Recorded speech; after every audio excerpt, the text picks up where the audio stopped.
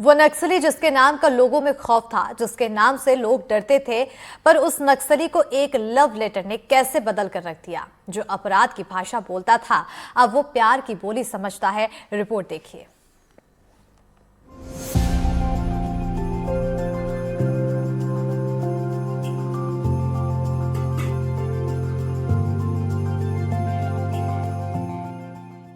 कहते हैं प्यार पत्थर को भी पिघला सकता है। ये तो सिर्फ कही गई एक कहावत है, पर प्रेम किसी के जीवन को किस तरह बदल सकता है, इसका जीता जागता उदाहरण बलरामपुर से सामने आया है, जहां एक 10वीं कक्षा की छात्रा के प्रेम पत्र ने किसी आम आदमी का नहीं, बल्कि एक खूंखार नक्सली का जीवन बदल कर रख दिया। वो नक्सली जिसके नाम की इलाके में दहशत थी, लोग जिसके नाम से डरते थे, जो नक्सली ग्रुप का लीडर हुआ करता था, जो साल 1999 में नक्सल ग्रुप से जुड़ा तो पीछे मुड़कर नहीं देखा। लेकिन बिरजू का प्रेम पत्र नक्सली के जीवन में एक खूबसूरत मोड़ लेकर आया। लाल आतंक छोड़ के कुल मिलाकर आप खुश हैं अपने घर परिवार आप वालों के बिल्कुल खुश हूँ। लाल आतंक छोड़ने के बाद चैन से रह रहा हूँ। आज पब्लिकों के साथ है आना जाना। जो पब्लिक मेरे नाम से डरते थे वो पब्लिक आज मेरे को बुला रहे हैं। शादी है, ब्याह है, मरनी हिरनी, चाहे गांव के हर समाज के लोग हैं, वो सब आना जाना कर रहे हैं, मेरे को भी बुला रहे हैं। तो बहुत खुश हूँ आज, क्योंकि उस समाज से इस समाज में आया हूँ, तो बहुत बिल्कुल खुश हूँ।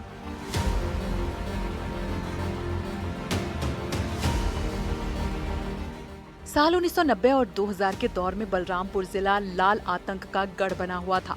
नक्सलियों का आतंक और पुलिस से मुठभेड़ आए दिन सुर्खियां रहती थी। तब एक नाम नक्सलियों के ग्रुप में तेजी से उभरा और कुछ ही वक्त में वो नाम नक्सली एरिया का कमांडर बन गया। साल 1999 का दौर था जब नक्सली एरिया कमांडर सीताराम गांव और घर परिवार छोड़कर लाल आतंक का दामन थाम चुका था। लाल आतंक के रास्ते पर चलकर खूनी खेल की वारदात को अंजाम दे रहा था। तभी बिरजू के प्रेम पत्र नक्सली एरिया कमांडर सीताराम के जीवन में बदलाव लेकर आया। नक्सली एरिया कमांडर सीताराम पर कक्षा 10वीं में पढ़ने वाली बिरजू का दिल आ गया था और मन ही मन बिरजू सीताराम से प्रेम करने लगी और इसी प्रेम को जाहिर करने के लिए बिरजू ने नक्सली को पत्र लिखा। आइए हम उनसे भी मिलाते हैं जिनके एक लव लेटर ने एक एरिया कमांडर खूंखार नक्सली की पूरी जिंदगी बदल कर रख दी। मतलब सीताराम जो घासी नक्सली हैं उनके पत्नी से। क्या नाम है आपका? मेरा नाम है विराजो। विराजो, आप कब से जानते थे सीताराम जी को? मैं जब पढ़ाई कर रही थी तो मैं सीताराम के नाम से मतलब सुनी थी, जान नहीं रही थी, मैं देखी नहीं थी मैं। तो एक मैं चिट्ठी लिखी उनके नाम से। चिट्ठी लिखने के बाद मैं गांव में छोड़ दी और छोड़ने के बाद मेरे को बुलाए मुलाकात करने के लिए, और मुलाकात करने के लिए बुलाया तो मैं गई।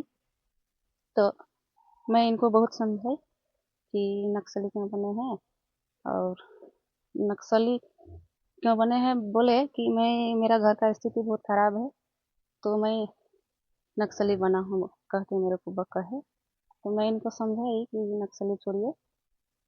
तो बोले कि क्यों मैं नक्सली छोड़ूंगा कह के। तो नहीं, नक्सली छोड़ना पड़ेगा, मैं बोली। तो मेरे साथ सगे रहे कि ठीक है मैं नक्सली छोड़ दे रहा हूँ। मैं बोली कि ठीक है, मैं भी आपको जिंदगी भर के लिए साथ दूंगा हमेशा के लिए। फिर तो नक्सली संगठन छोड़े वो? हाँ, नक्सली संगठन छोड़े। छोड़ने के बाद हम लोग मतलब कि गाँव छोड़कर यहाँ से भाग गए आसाम तरफ। जिस नक्सली का नाम सुनकर लोग दहशत में आ जाते थे, वो नक्सली अब लोगों के बीच में आम जीवन जी रहा है। जो खूंखार नक्सली हुआ करता था, वो अब गृहस्थ जीवन गुजार रहा है और इतना ही नहीं, अपने बच्चों को अच्छी शिक्षा देकर जीवन में आगे बढ़ रहा है।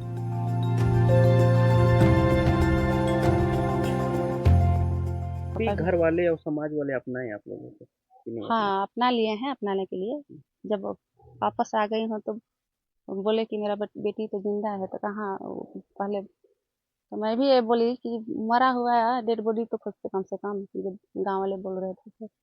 अभी साथ मिलके मतलब हाँ, जीवन यापन कर रहे हैं आप हाँ लोग? जी खा रहे हैं अभी, और घर आने के बाद भी अभी मतलब कि अच्छी जिंदगी खा रहे हैं। एक लव लेटर ने सीताराम जैसे एरिया कमांडर नक्सली की पूरी जिंदगी बदल कर रख दी, और इन्हीं का वह प्रेम पत्र था जिसके वजह से सीताराम लाल आतंक छोड़कर मुख्य धारा से जुड़े और अभी हंसी खुशी अपने परिवार के साथ जीवन यापन कर रहे हैं। विजेंद्र कुमार, एनडीटीवी, बलरामपुर। राजगढ़ से एक हैरान करने वाला मामला सामने आया है, जहां बेटे की चाहत में एक शख्स ने फांसी लगाकर आत्महत्या कर दी। वो 4 बेटियों का पिता था, तो वहीं जब बेटा नहीं हुआ तो शख्स ने अपनी जान दे दी। आखिर समाज से बेटा बेटी का ये भेदभाव कब खत्म होगा, इस रिपोर्ट में देखिए।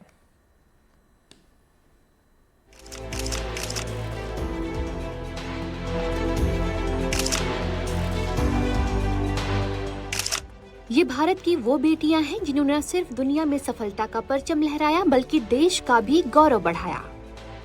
परिवार के सदस्यों को कभी भी एहसास नहीं होने दिया कि वो बेटों से कम है, बल्कि बेटों से भी बढ़कर वो कर दिखाया जिससे वो पैमाना भी टूटा जो बेटियों की क्षमता को तय करता था।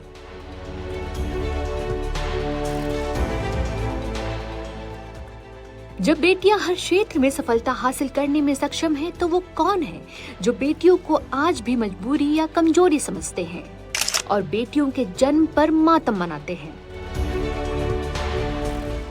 ऐसा ही कुछ हुआ है राजगढ़ में, जहां एक पिता ने सिर्फ इसलिए फांसी लगाकर आत्महत्या कर ली क्योंकि वो 4 बेटियों का पिता था और बेटा नहीं होने से परेशान होकर ऐसा कदम उठा लिया। परिजनों का कहना है कि बेटा नहीं होने के कारण शख्स परेशान रहने लगा था और आखिरकार पेड़ पर झूलकर आत्महत्या कर ली। कल दिनांक को 7/3/25 को शाम 4 बजे करीब सूचना मिली कि एक व्यक्ति ने पीपलवे आश्रम गांव में फांसी लगाकर आत्महत्या कर ली है, जो कि रोडजी पिता हरिप्रसाद मेवाड़े उम्र 32 साल निवासी खरना का, जो कि पीपलवे क्षेत्र में फांसी लगाई है, जिसका सब पंचायतनामा कार्रवाई की गई और सिविल अस्पताल से पीएम की कार्रवाई की गई है। उस सब परिजनों को सुपुर्द कर दिया है। परिजनों के कहे अनुसार प्रारंभिक जांच में ये जानकारी मिली है कि मृतक के 3-4 लड़कियां हुई थी और इस बार भी उसको फिर से लड़की हुई। इसी बात से परेशान होकर उसने आत्महत्या करी है, ऐसा उसके परिजनों ने बल्कि जांच में। आज भी समाज के कई लोग ऐसे हैं जो रूढ़िवादी सोच से ग्रसित हैं, जो बेटे और बेटियों में न सिर्फ फर्क करते हैं बल्कि बेटियों को बोझ समझते हैं। ये घटना समाज में गहरी जड़ें जमा चुकी बेटा बेटी की भेदभाव की मानसिकता को उजागर करती है। एनडीटीवी के लिए मनीष राठौर की रिपोर्ट।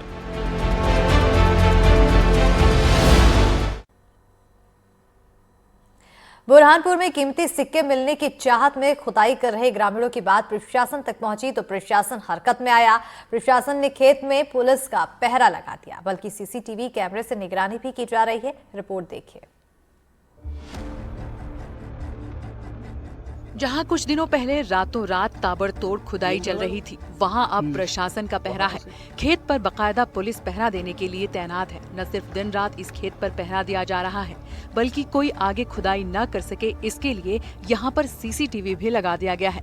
वहीं इस खुदाई में किसको कितने सिक्के मिले भी या नहीं ये तो पता नहीं, पर खैर अब खुदाई पर रोक जरूर लग गई है। और साथ ही ये भी प्रशासन की तरफ से लोगों से अपील की गई है कि अगर किसी को खुदाई में कोई सिक्का मिला है तो वो प्रशासन के पास आकर जमा करा दें। इस वीडियो के मीडिया में आने के बाद जिला प्रशासन हरकत में आया और जिला प्रशासन ने उसी खेत पे मौके पर जांच कराई जहां पे उन्हें गड्ढे तो पाए गए, लेकिन सोना निकालने वाले लोग कौन थे वो नजर नहीं आए। अब जिला प्रशासन ने इस पर पूरा एहतियात बरत दिया है और खेत मालिक को कहा है कि वो अपने गड्ढे भरा दे और खेत मालिक को कहा है कि यहाँ पे सीसीटीवी कैमरे लगाए। खेत मालिक ने अपने इस खेत में 4 सीसीटीवी कैमरे लगा दिए हैं और अब प्रशासन ने जनता से अपील की है कि अगर उनके पास सिक्के हैं तो वो प्रशासन को जमा कराएं और अब इस तरह खुदाई ना करें। दरअसल आपको बता दें कि इन दिनों बुरहानपुर के असीरगढ़ गांव में इन दिनों हाईवे निर्माण का काम चल रहा है। कुछ दिनों पहले यहां से निर्माण कंपनी ने मिट्टी खोदकर हारून शेख के खेत में डंप की थी।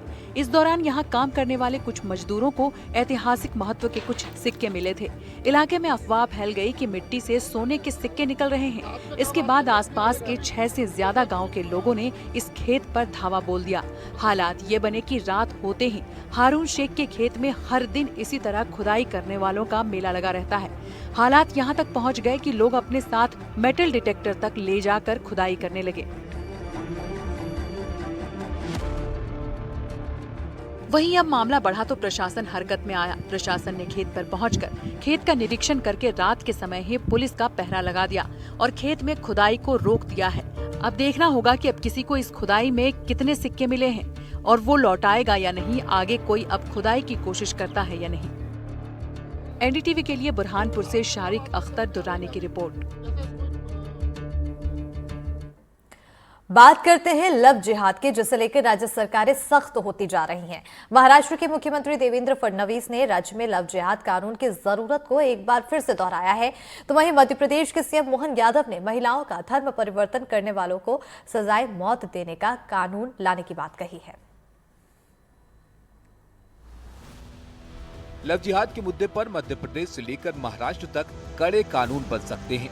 दोनों ही राज्यों के सीएम ने इसके संकेत दे दिए हैं। पहले बात महाराष्ट्र की करते हैं। मुख्यमंत्री देवेंद्र फडणवीस ने महाराष्ट्र में लव जिहाद कानून की जरूरत पर फिर से जोर दिया है। फडणवीस ने शनिवार को बताया कि सरकार लव जिहाद पर कड़ा रुख अपनाएगी। उन्होंने कहा कि 1 या 2 नहीं बल्कि कई ऐसी घटनाएं सामने आई हैं जिनमें खास मकसद से अंतर धार्मिक विवाह किए जा रहे हैं। उनके मुताबिक लव जिहाद के करीब 1 लाख मामले हैं और अधिकारियों की एक विशेष समिति इन मामलों का गहन विश्लेषण कर रही है। महाराष्ट्र सरकार ने पहले ही लव जिहाद के खिलाफ कानून बनाने के लिए एक विशेष समिति का गठन किया है। ऐसे में महाराष्ट्र के मुख्यमंत्री देवेंद्र फडणवीस ने महिला दिवस पर इस कानून को जल्दी लागू करने के लिए आश्वासन भी दिया है। अब देखना ये जरूरी होगा कि महाराष्ट्र में महायुति सरकार इस कानून को कब तक सत्र में पेश करती है। महाराष्ट्र सरकार ने इस साल फरवरी में लव जिहाद से संबंधित कानूनों का अध्ययन करने के लिए एक समिति का गठन किया था। फडणवीस ने कहा कि शुरुआत में ये मामले छिटपुट लग रहे थे, लेकिन इनमें एक सुनियोजित तरीका है। हम समिति की रिपोर्ट का अध्ययन करेंगे। वहीं मध्य प्रदेश के सीएम ने तो बहुत ही कड़े कानून लाने के संकेत दे दिए हैं। भोपाल में महिला दिवस के कार्यक्रम में पहुंचे सीएम मोहन यादव ने बड़ा ऐलान किया। सीएम मोहन यादव ने कहा कि धर्मांतरण के मामलों में अब फांसी की सजा दिलवाने का प्रावधान एमपी सरकार करने वाली है। सीएम ने कहा कि एमपी में जबरन धर्मांतरण नहीं चलने दिया जाएगा। धार्मिक स्वतंत्रता अधिनियम के माध्यम से जो धर्मांतरण कराएंगे उनके लिए भी इस फांसी का प्रबंधन हमारी सरकार के द्वारा किया जा रहा है। सीएम मोहन यादव के इस बयान पर कांग्रेस विधायक आरिफ मसूद ने सवाल उठाए। मसूद ने कहा कि क्या ये बाबा साहब अम्बेडकर के संविधान को बदलना चाहते हैं? तो जबरदस्ती की अगर बात है तो फिर सबके ऊपर लागू होती है। लव जिहाद शब्द का इस्तेमाल उन मामलों के लिए किया जाता है जहां आरोप लगाया जाता है कि किसी मुस्लिम पुरुष ने अपनी पहचान बदलकर किसी हिंदू महिला को शादी के लिए बहलाया। अब मध्य प्रदेश और महाराष्ट्र की सरकारों ने ऐलान किया है कि इस तरह के मामलों से सख्त कानून के जरिए निपटा जाएगा। Bureau report, NDTV India. Korea के अमरपुर गांव की ही तरह धमतरी के सिमरा गांव में भी हफ्ता भर पहले ही होली मनाई गई है। शनिवार को होलिका दहन के बाद गांव वासियों ने रंगों के साथ जी भरकर होली के त्योहार का मजा उठाया।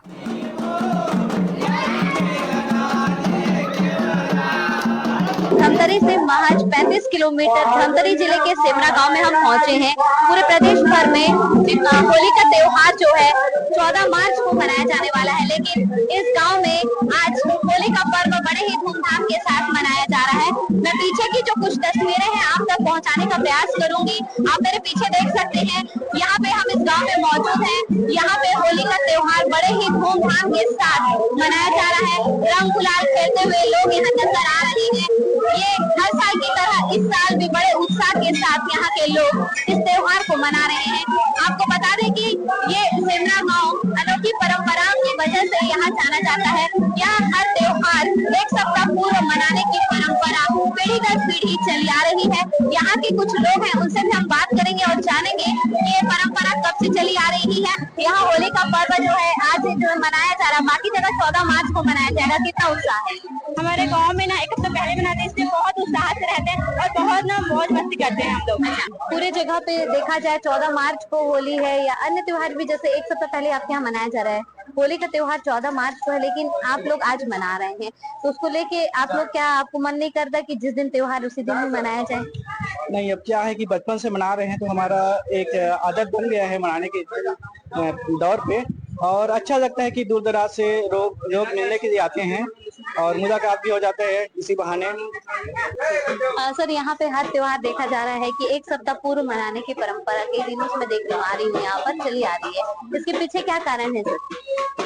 वही कारण है, यहाँ कोई बुजुर्ग आया था, एक गांव को आपत्ति से मुक्ति दिलाया था और पुजारी को सपना दिया कि मेरा पहले पूजा करो और हर त्योहार पहले मनाओ, फिर ये गांव में आप लोगों का सदैव रक्षा करता रहूंगा। गांव के यहाँ जो लोग हैं वो ये बताते हैं कि गांव में एक सिरदार देव है जो यहाँ के पुजारी के सपने में आए थे और वो उनका कहना है कि वो इस गांव को एक बड़े परेशानी से उन्होंने मुक्त किया था। तब से लेकर आज तक यहाँ हर त्योहार एक सप्ताह पूर्व मनाने की परंपरा सदियों से चली आ रही है और यहाँ के जो बुजुर्ग हो चाहे युवा वर्ग हो, पीढ़ी दर पीढ़ी ये परंपराओं को निभाते आ रहे हैं। धमतरी से एनडीटीवी के लिए। नमस्कार, बहुत स्वागत है आप सभी का। मैं आपके साथ अस्मिता दुबे और देखेंगे स्पेशल बुलेटिन एमपीसीजी प्राइम 9। सीधी जिले का ब्लड बैंक सिर्फ शोपीस बनकर रह गया है। ब्लड बैंक में ब्लड का एक भी कतरा नहीं है, स्टॉक जीरो है। ऐसे में उन मरीजों को क्या होगा जिनको ब्लड की जरूरत है और यहां आकर ब्लड बैंक में सूखा पड़ा हुआ है। ये रिपोर्ट देखिए।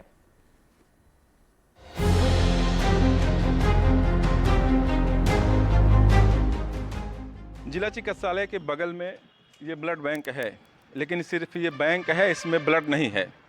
यहाँ का स्टॉक जीरो है। महीनों से स्थिति बनी हुई है। जो एनीमिया के मरीज हैं, थैलेसीमिया के हैं, स्केलसीमिया के हैं, उनके लिए ब्लड के लिए कितनी परेशानी होती है ये आप स्टॉक से देख सकते हैं। हम आते हैं, दिखाते हैं आपको अंदर कि जिस तरीके से ये स्थिति है। ये ब्लड बैंक है और ब्लड बैंक के स्टॉक पर नज़र डालें तो आज ये जितने भी हैं ओ, ए, बी, ए, बी, ये सब ग्रुप के जो ब्लड हैं वो पॉजिटिव और निगेटिव जीरो हैं। तो इस तरीके से स्थिति है सीधी जिले में। सीधी जिले में बना ब्लड बैंक जो बिना ब्लड के है। यहाँ ब्लड का स्टॉक खाली है। यहाँ जो ब्लड ग्रुप का बोर्ड लगा हुआ है सभी पर ब्लड का यूनिट जीरो दर्ज है, मतलब एक भी यूनिट ब्लड इस ब्लड बैंक में है ही नहीं। ऐसे में क्या होगा उन मरीजों का जो स्केलसीमिया, एनीमिया, थैलेसीमिया से पीड़ित हैं और जिन मरीजों को आए दिन ब्लड की जरूरत होती है। और जब मरीज यहाँ ब्लड बैंक में आएंगे तो उन्हें क्या मिलेगा? एक ऐसा ब्लड बैंक जहाँ ब्लड है ही नहीं। बैंक में ओ पॉजिटिव ब्लड की ज़रूरत है। एक ये भैया आए हैं, पूछ लेते हैं। अब इनके फैमिली मेंबर में कोई ओ पॉजिटिव वाला नहीं है। ये ब्लड देने के लिए तैयार है, पर ओ पॉजिटिव ब्लड इनको चाहिए, ऑपरेशन होना है, इनके ये कहना है। क्या नाम लिखते हैं, कहाँ से आए? मेरा नाम अमरेंद्र द्विवेदी है, मैं अमेलिया का रहने वाला हूँ। अभी हमारा पेशेंट डिलीवरी कंडीशन में है और उसको तुरंत ब्लड की ज़रूरत है, एक यूनिट। मैं यहाँ ब्लड बैंक में आया हुआ हूँ। ओ पॉजिटिव ब्लड की मुझे ज़रूरत है, यहाँ पे अवेलेबल नहीं है। तो अब क्या कैसे करेंगे आप? अब देखता हूँ, कहीं ना कहीं से फ़ोन लगाता हूँ, कोई ना कोई अगर होगा तो दे देंगे, नहीं देंगे तो फिर कहीं ना कहीं से तो अरेंजमेंट किया जाएगा।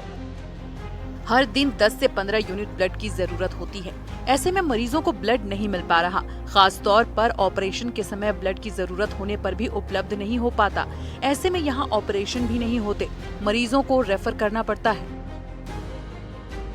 यहाँ है ब्लड बैंक में, बात कर लेते हैं। क्या नाम लिखते हैं आप? विनोद कुमार पटेल। क्या स्थिति है? स्टॉक जीरो है, कैसे आप मैनेज करते हैं? यहाँ पे मैनेज करने के लिए जो सेम ब्लड ग्रुप आता है पेशेंट का और डोनर का, हम लोग चेक करते हैं, जो वही आता है वही दे देते हैं। जैसे जो थैलेसीमिया के पेशेंट हैं और भी ज़रूरत होती है, उसको कैसे करते हैं? गर्भवती महिलाएं होती हैं, उनको आवश्यक होता है, उनके परिजन नहीं दे पाते, कोई ब्लड देने वाला नहीं होता, फिर कैसे करते हैं? जब अपने यहाँ स्टॉक में रहता है, मैडम है अपनी सिविल सर्जन मैडम है, वो जब जैसा भी रिक्वायरमेंट रहता है वैसा लिखती हैं और जब रहता है तो हम लोग उनके आदेशानुसार इशू कर देते हैं उनका। ये कब से स्थिति है, ये जो स्टॉक दिख रहा है इस तरीके का? स्टॉक अभी काफ़ी दिन नहीं, अभी थे कुछ ब्लड और इस समय तो प्रेजेंट टाइम पे अपने पास नहीं है। थैलेसीमिया की बात करें तो मतलब कितनी ज़रूरत होती है, हर दिन कितने पेशेंट आते हैं ऐसे कि आपसे ब्लड मांगने आते हैं कि उनको कोई एक्सचेंज करने वाला नहीं होता, फिर भी उनको चाहिए, आवश्यक है। डेली तो ऐसा नहीं आते हैं, जब अपने पास रहता है तो उनको बता भी दिया जाता है, जब आए तो था तो उनको इशू कर देते हैं और कंटिन्यू 1-2 दिन के लिए आते हैं पेशेंट, जैसे ब्लड ही चढ़वाने तो आते हैं तो उसी टाइम आते हैं, उसी टाइम उनका यदि रहता है अपने यहाँ दे दिया जाता है, नहीं रहता है तो बता दिया जाता है भाई जब आएगा तो देंगे। सीधी जिले में समय समय पर रक्तदान शिविर का आयोजन होता रहा है, लेकिन काफी समय से रक्तदान शिविर आयोजित नहीं हो रहे।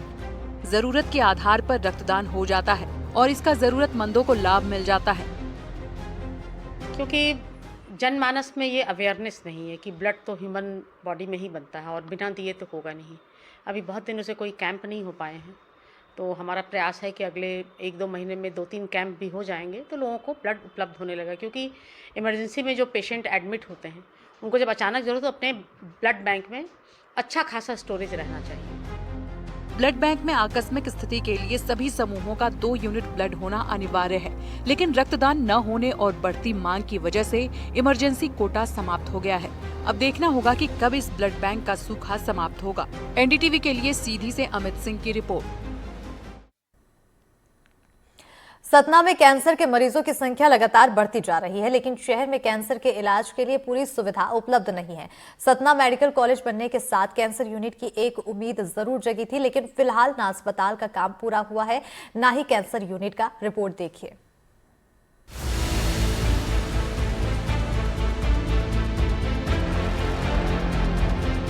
कैंसर की भयावहता बढ़ती जा रही है।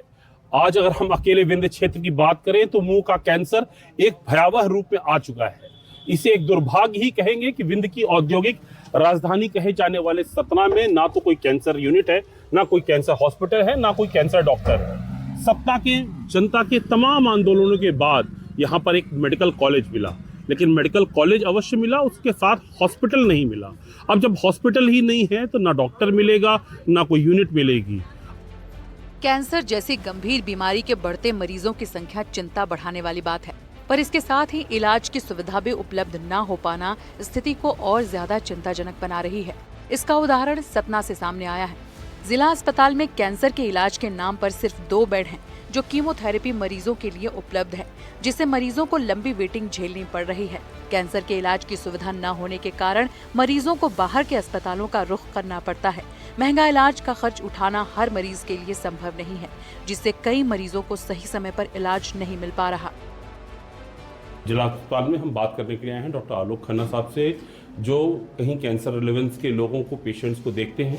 तो आलोक जी, अपने यहाँ पर कैंसर यूनिट के नाम पर यहाँ पर अभी क्या स्थितियाँ हैं सतना जिला अस्पताल में? हमारे यहाँ पे कैंसर का इलाज कई प्रविधाओं से होता है, सर्जरी, रेडियोथेरेपी और कीमोथेरेपी। तो हमारे यहाँ कीमोथेरेपी की यूनिट संचालित है जिला अस्पताल सतना में, विगत कई वर्षों से संचालित है। और इसमें जो मरीज कैंसर विशेषज्ञों को दिखाकर बाहरी शहरों से आते हैं और उनको हम लोग कीमोथेरेपी की सुविधा प्रदान करते हैं, और इसके लिए शासन द्वारा दवाइयाँ प्रदान की जा रही हैं लगातार, जिसको हम कीमोथेरेपी दे रहे हैं जिनको लगातार। कैंसर पेशेंट्स की जो कीमोथेरेपी की आप बात कर रहे हैं, वो लगभग कितने सालों से यहाँ पे कैंसर थे कीमोथेरेपी? 10 वर्षों से संचालित है। 10 वर्षों से चल रही है जी। अभी कैंसर सर्जन, क्योंकि सतना का मेडिकल कॉलेज से संबद्ध है सतना का जिला अस्पताल, तो क्या अभी कोई कैंसर स्पेशलिस्ट या कोई ऑन्कोलॉजिस्ट है अभी अपने यहाँ? नहीं, वर्तमान में अभी कोई कैंसर विशेषज्ञ पदस्थ नहीं है सतना जिला चिकित्सालय एवं मेडिकल कॉलेज। इलाज के लिए उनको कहाँ जाना होता है? वो कहीं इलाज बाहर इलाज के लिए उनको फिर रेफर करना पड़ता है, तो वो रीवा या जबलपुर या फिर और बड़े शहरों में जाके आते हैं। बम्बई वगैरह से भी कीमोथेरेपी वगैरह लिखवा के आते हैं, टाटा वगैरह से भी, तो उनको कीमोथेरेपी हम लोग उनका फॉलोअप करके हम यहाँ पर सिर्फ उसको कीमोथेरेपी दे पाते हैं। सतना मेडिकल कॉलेज बनने के साथ कैंसर यूनिट की स्थापना की उम्मीद जगी थी, लेकिन अब यहाँ न तो कैंसर यूनिट बना और न ही अस्पताल की सुविधाएं पूरी तरह से उपलब्ध हो पाई। सतना जिला अस्पताल से मिले आंकड़ों के हिसाब से पिछले 1 साल में 200 से अधिक कैंसर मरीजों ने कीमोथेरेपी के लिए रजिस्ट्रेशन कराया। इसमें ब्रेस्ट कैंसर के 57 मरीज, सिर और गर्दन कैंसर के 62 मरीज, फेफड़ों के कैंसर के 32 मरीज, किडनी कैंसर के 3 मरीज, स्किन कैंसर के 2 मरीज, ग्लैंड कैंसर के 43 मरीज शामिल हैं। वहीं मेडिकल कॉलेज में सुविधाओं के अभाव और कैंसर यूनिट की सुविधाओं को लेकर राज्य मंत्री प्रतिमा बागरी से सवाल किया गया, तो उनका कहना है कि धीरे धीरे सुविधाओं को विकसित किया जाएगा। क्योंकि ये मेडिकल कॉलेज है और मेडिकल कॉलेज में सभी सुविधाएं धीरे धीरे करके जैसे ही उसको विकसित किया जाता है तो सभी सुविधाओं को उपलब्ध कराया जाता है। उसी परिप्रेक्ष्य में इसमें एक कैंसर यूनिट का एक ब्लॉक रखा गया था जिसको भविष्य में विकसित किया जाना था। उसमें ये कहीं नहीं था कि इसी बार के बजट में ही उसको सम्मिलित करना था। इस बार हमारी प्रायोरिटी भी थी और मांग भी थी और हर जनता की मांग थी कि 650 बिस्तरी अस्पताल बने। पहली प्रायोरिटी तो अस्पताल ही कि अस्पताल बन जाए। तो उसको स्वीकृति मिली और जो ये कैंसर यूनिट वाली बात है इसमें हम उस ब्लॉक को छोड़ रहे हैं। भविष्य में उसकी जो भी डिमांड होगी उसके अनुसार यदि हम उसको उस ब्लॉक में बना सकेंगे तो ब्लॉक में बनाएंगे, यदि ब्लॉक के बियॉन्ड बनाना है तो उसका एक पूरा डिपार्टमेंट ही हम पूरा स्ट्रक्चर ही नया खड़ा कर देंगे। कोई ना कोई हॉस्पिटल बन रहा है और सेकंड फेज में इसको बन जो रहा है और जैसे ही उसकी भी मांग होगी हॉस्पिटल तैयार होता रहेगा और यदि उसकी भविष्य में मांग आती है, डिमांड आती है, बजट आता है तो निश्चित तौर पर उसको भी विकसित किया जाएगा। बढ़ते मामलों को देखते हुए सतना में जल्द से जल्द कैंसर यूनिट की स्थापना आवश्यक हो गई है। अगर मेडिकल कॉलेज में कैंसर यूनिट शुरू होती है तो मरीजों को महंगे इलाज के लिए बाहर जाने की जरूरत नहीं पड़ेगी और उन्हें समय पर इलाज मिल सकेगा। सतना में मेडिकल कॉलेज बनने के बाद आम जन को उम्मीद थी कि शायद उन्हें बेहतर इलाज मिलेगा, लेकिन दुर्भाग्य की मेडिकल कॉलेज तो बना लेकिन उसमें कोई हॉस्पिटल नहीं था। अब हॉस्पिटल जब बनने की बात आ रही है तो उसमें कैंसर यूनिट नहीं है। एक तरफ कैंसर की भयावहता पूरे विंध्य क्षेत्र के अंदर अपना प्रकोप लगातार बढ़ाती जा रही है, वहीं आमजन आज भी आशाओं का दीपक लेकर शासन प्रशासन की तरफ निहार रहा है कि कब उनके दिन ऐसे आएंगे कि उन्हें सतना में कैंसर का इलाज मिल सकेगा। सतना से ज्ञान शुक्ला, एनडीटीवी के लिए।